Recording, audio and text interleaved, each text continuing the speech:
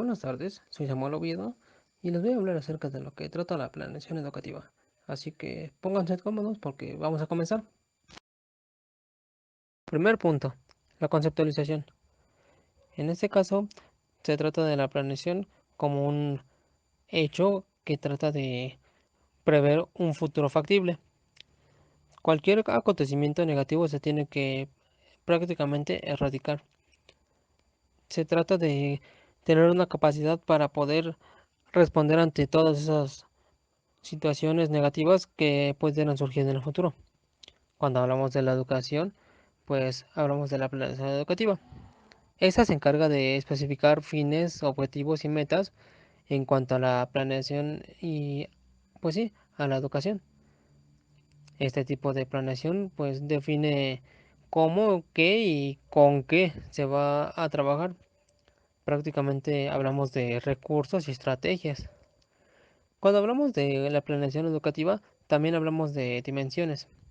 Por ejemplo, el aspecto social o incluso también hablamos del aspecto de la educación, por supuesto, estamos refiriéndonos a esto. Cuando hablamos de todo esto, pues también hay que entender que hay una relación muy importante de todos los factores que, pues por supuesto, afectan al proceso educativo. Segundo punto, las características de la planeación educativa. En este caso, cuando hablamos de las características de la planeación educativa, pues nos referimos a, por ejemplo, a la flexibilidad. Cuando hablamos de flexibilidad, es que la planeación debe de ser lo suficientemente flexible. ¿Para qué? Para poder ajustarse a mejorar los procesos de enseñanza y aprendizaje. Luego tenemos a la permanencia. Esta planeación debe de ser un proceso continuo y dinámico. O sea, que debe de existir una continuidad entre un plan y otro, no importa de qué se trate. Después existe la precisión. Esta va más enfocada entre lo que hacen los alumnos y los docentes. Por supuesto, hablando de los propósitos definidos de la enseñanza y del aprendizaje. Luego tenemos a la relevancia. Por supuesto que este trabajo debe de tener la mayor relevancia. ¿Para qué? Para que sea posible utilizarlo y consultarlo las veces que sea necesario. Después, la coherencia. Claro que debe existir una coherencia porque entre lo que se debe de plantear y luego lo que se debe de hacer hay que darle una relación. Después existe la participación, o sea, sé que no solo es cuestión de quién realiza este trabajo, sino también, como lo mencioné, de alumnos, de profesores, de que deban de participar entre ellos para que funcione este plan. Y por supuesto, el último punto o característica es la funcionalidad. Este trabajo debe de dar cierta funcionalidad a lo que se está planteando. O sea que no solo se trata de que se haga y ya, sino que influya. Principalmente eso. Tercer punto, las etapas de la planeación educativa. En este caso, cuando hablamos de las etapas, nos referimos a todo el proceso que lleva la planificación educativa, con lo cual logra llegar hasta el punto de resultado final. El primer punto es el diagnóstico del estado actual. En este caso se tiene que evaluar el proceso de enseñanza y aprendizaje. Se tiene que ver qué tan bien o qué tan mal está, considerando a los profesores y todas sus características que pudieran existir. De ahí vamos a un análisis interno y externo. Vaya, tenemos que estudiar muy bien todo lo que conlleva el proceso, más allá de el profesor, incluso hasta la escuela, el contexto, vaya. Y de aquí determinar la elección de las estrategias, que es el siguiente punto. ¿Cómo es que se pretende mejorar la educación con todo lo que ya sabemos que se va a realizar para que esto sea factible? Y después de que se seleccionó la estrategia, se implementan los conocimientos. A partir de esto ya es trabajo continuo, que se trata de que ya se haga una mejora constante de lo que se vio que era una carencia. Y después, por último, está la evaluación, que de cierto modo es opcional, pero también es importante. Es importante que se evalúe que también funcionaron las estrategias que se implementaron para lograr que la educación mejorara. Cuarto punto, los niveles de la planeación educativa. Ya cuando hablamos de los niveles de la planeación educativa, nos estamos refiriendo a, pues sí, prácticamente en qué magnitud se está hablando de este proceso. Por ejemplo, tenemos el primer punto como la planeación nacional.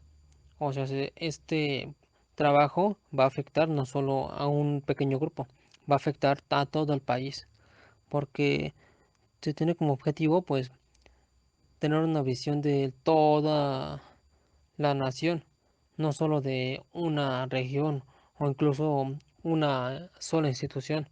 Nos referimos a todo el país y que influye demasiado en cómo van a trabajar todas. Después existe la planificación regional. Cuando hablamos de la planificación regional ya nos referimos a un conjunto más pequeño. Como lo he mencionado, pues sí, el anterior habla de un aspecto general, total, prácticamente, y aquí nos referimos a una situación solo de un grupo, un poco más pequeño, pero no tanto como lo sería el siguiente punto, que es acerca de una planificación institucional. Esta, de por sí, el nombre lo dice, nos referimos a una sola escuela. Independientemente del nivel, nos referimos solamente a una sola institución y que se va a regir del modo en el que se considere. Y que de cierto modo, pues, todas se complementan hasta cierto punto porque desde la planificación nacional todo lo que se diga que se va a hacer va a ir bajando hasta la regional e incluso hasta la institucional para que cada una a partir de ahí pues sí, de cierto modo logre su independencia de hacer las cosas que considere que están bien. Quinto punto, aspectos económicos, políticos y sociales de la planeación educativa. Ahora, cuando hablamos de educación y planeación educativa, nos referimos a cómo ésta influye en aspectos económicos, políticos y sociales, principalmente en lo económico, viéndolo así de este modo, por ejemplo, en una institución, cómo es que se logra optimizar o repartir ese dinero que tiene la escuela para que dure y así funcione de buena manera. Que la administración que se le da a todo esto sea lo más eficaz posible. En cuestión política, podemos identificar que puedan existir políticas, leyes en cuestiones educativas que mejoren este proceso, por supuesto. Y en cuestión social, que todo este trabajo se vea reflejado en una mejora, pues sí, continua de la sociedad, porque por supuesto que la educación influye mucho en este aspecto, en cómo las personas se comportan allá fuera de la institución. A esto se refiere prácticamente este punto. Sexto y último punto, la planeación educativa en México. Aquí vamos a hablar un poco acerca de la historia y su relación con la planeación educativa, por supuesto centrados en México, tomando como primer punto la planeación en 1917, que gracias a la instauración de la Carta Magna y la creación del artículo tercero, es que como tal se empieza a hablar de la planeación educativa. De aquí partimos a 1921, con la creación de la Secretaría de la Educación Pública, que gracias a la creación de esta institución surgen cosas como la Escuela Normal de Maestros, el Departamento de Enseñanza Tecnológica de la SEP e incluso la Educación Normal Técnica e Industrial. De ahí partimos a 1930 a 1940. En esta década se establece la primera ley sobre la planeación general de la República. Gracias a esto se da inicio a la formulación de planes seccionales orientados al crecimiento del país y con esto se marca el rumbo a la educación nacional. Luego de ahí pasamos a otra década entre 1940 a 1950. En este caso se intensifican los trabajos referentes a la planeación educativa. Se está proponiendo un segundo plan seccional, el mismo que funciona como un modelo de desarrollo centrado en una, pues sí, industrialización acelerada. De aquí, a partir de 1958, se desarrolla un Plan Nacional para la Expansión y el Mejoramiento de la Enseñanza Primaria, también conocido como el Plan de 11 años. Este que se considera como tal el primer instrumento de planificación oficial del sistema educativo mexicano. En este se trata de una situación educativa imperante. De ahí partimos a 1960. Se celebra la Conferencia de Ministros de Educación en América Latina en 1963.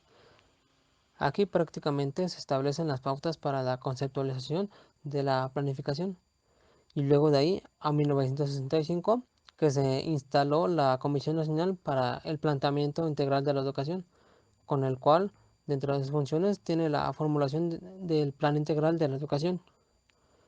De ahí nos vamos directamente a lo que es 1970 y 1980.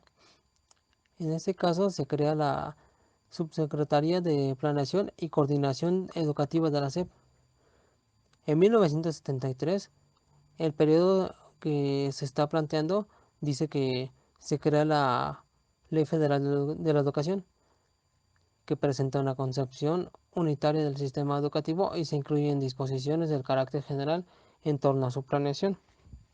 Luego de ahí podemos destacar pues la creación de la SEP ANUYES en 1978, que se instaló el Sistema Nacional de Planeación Permanente de la Educación Superior, y de aquí se orientó la creación de instancias de planeación nacional en todos los niveles educativos.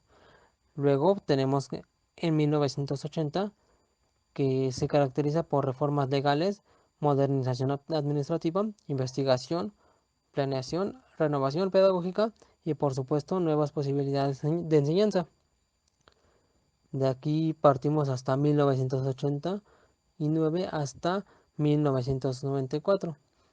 Con ello se da un inicio a las políticas de racionalización y evaluación, con esto dando criterios de eficiencia, calidad, productividad y competitividad como ejes del desarrollo educativo. Con todo esto ya planteado en la década de los 90, la respuesta al plan nacional, pues se crea la modernización educativa. En 1990, prácticamente el 14 de febrero, la Coordinación Nacional para la Planeación y la Programación de la Educación Media Superior surge. Pasa un tiempo y prácticamente en la década de los 90 a los 2000 entra en marcha el Plan Nacional de Desarrollo, que por supuesto deriva de otro plan llamado Programa de Desarrollo Educativo.